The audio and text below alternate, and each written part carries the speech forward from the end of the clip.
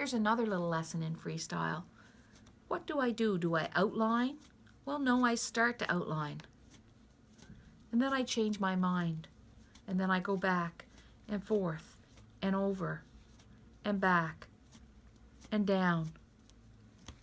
Then I add a different material and I start to outline again. It's twisty and problematic, but oh, it's a problem, but it's kind of like a beautiful problem, so I just let it happen. And I'm going back and forth and down, and then I start to outline again. Oh, and then it's going to start to meet up with another piece, so I don't want that to happen, so I'm going to go back, I'm going to grab another piece of cloth, and that cloth is a ragged edge, you know, it's the salvage edge. So am I going to throw that away? Absolutely not. So I'm dividing that, and then I go out to the edge and I bring this up to meet. And this is the way I'm thinking as I'm hooking all the time. I have these little tiny stories, and each one of these little loops is a path. Each one of these little strips of cloth or yarn is a path, and I'm following that path. And it sounds as silly as can be, but what happens is, even in the few minutes I'm with you showing you this, I get lost in the process. And in getting lost in the process, I'm able to let go. And so that takes practice. And that's sort of what I talk to you about when I say doing a series of mats in this course. You know, as we go along, you'll see that.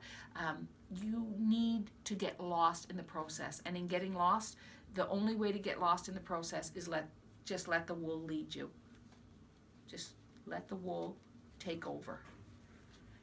And you do that by choosing different materials. Like, so now I'll throw in a great yarn here that's been hand dyed by Denise in the studio. And I'll, you know, see, I'm not careful with anything. And I'm not saying that I don't take pride in my work, or that I'm not that I don't value it. I do, but I'm not like overly careful. I'm trying to let the wool do its thing. So now I've got 3 strips of wool, and I'm going up and I'm outlining, and then I'm going to make a real bad faux pas here, and I'm going to cross over one underneath. But you know, I wouldn't cross over more than one really most of the time.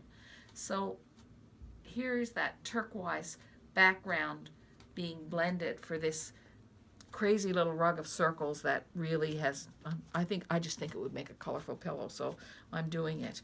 I always wonder about when I hook pillows, because, you know, we hook a pillow, I have to bind it, I have to stuff it, it takes forever, and I mean, how much can you sell a pillow for? But if I make a rug that size and put it on the wall, it's a piece of art. When I make it as a pillow, it's a pillow.